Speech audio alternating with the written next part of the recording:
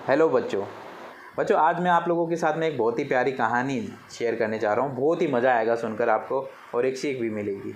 इस कहानी में क्या होता है कि एक बार अकबर जो है शिकार पर जाने की तैयारी कर रहा होता है।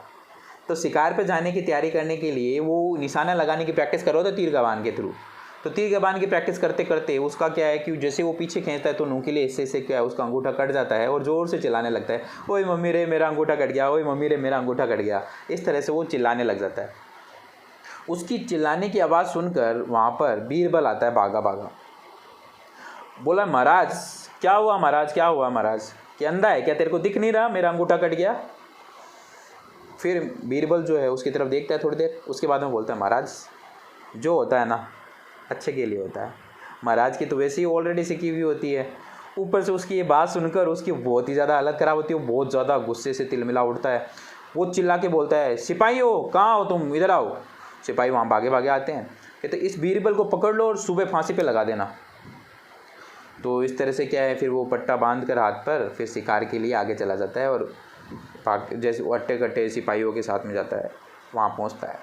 वहाँ पहुँचने के बाद में क्या है कि वहाँ पर वो जैसे ही शिकार लगाने की निशाना साधता है वहाँ पर, तो वहाँ पर एक आदिवासी जाति पूरी कबीला जो होता है वो पूरे वहाँ के को हट्टे कट्टे लोग 20-25 लोग जो है उनको घेर लेते हैं।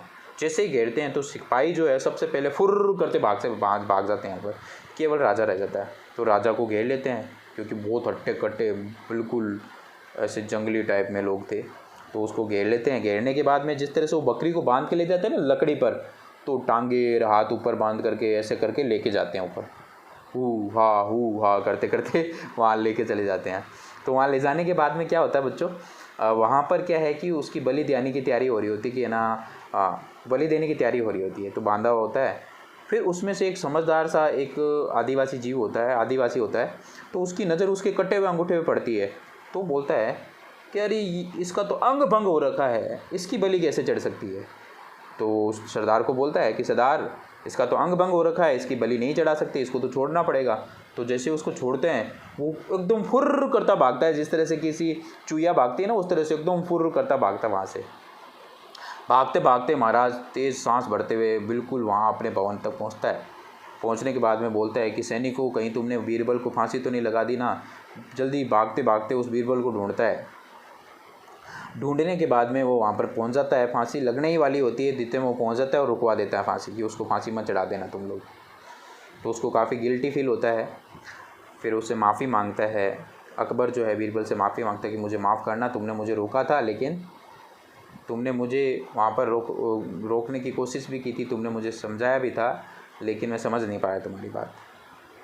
तो बीरबल वापस से थोड़ी देर देखता है उसको, फिर हैरानी से बोलता है कि महाराज जो होता है ना अच्छे के लिए होता है। महाराज बिल्कुल हैरानी की नज़र से उसकी तरफ देखते हैं।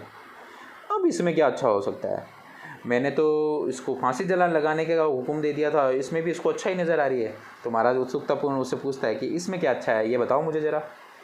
तो बीरबल बोलता है कि महाराज आप वहाँ गए थे, आपका अंगूठा तो कटा हुआ था, आपका अंग भंग था। सोचो ज़रा, अगर मैं आप लोगों के साथ चला जाता तो मेरे तो अंगूठे दोनों सही है, मेरा क्या होता, मुझे तो बलि चढ़ा देते ना वो।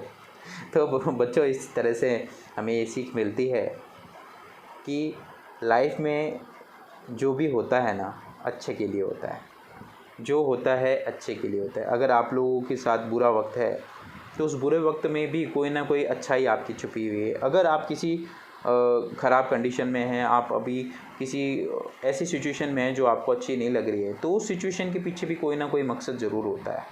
तो लाइफ में जो भी आपके साथ हो रहा है ना, तो किसी ना किसी मकसद के कारण ही हो रहा है, उसके पीछे कोई ना कोई मकसद छिपा हुआ है। और लाइफ में आपको हमेशा वो नहीं मिलता जो आप डिज़ायर कर रहे हैं, लाइफ में आपको हमेशा वो मिलेगा जो आपके लिए बेस्ट होगा।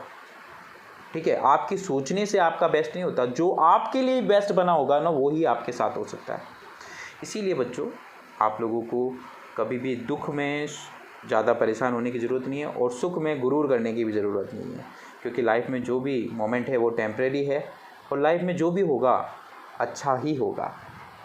तो आपको भगवान पे विश्वास रखें और इसी तरह से अपने आप को पॉजिटिव रखें और हर एक चीज़ के पीछे कोई ना कोई एक अच्छाई छिपी है उस अच्छाई को, हर एक उस पॉजिटिव एस्पेक्ट को आप पहचानो, क्योंकि हर चीज़ के दो एस्पेक्ट होते हैं, एक पॉजिटिव होता है, एक नेगेटिव होता है। तो उस पॉजिटिव एस्पेक्ट को पहचानो और पॉजिटिव एस्पेक्ट पे वर्क करो, आपको हमेशा खुशी ही होगी। तो जो होता है हमेशा अच्छे के लिए होता है।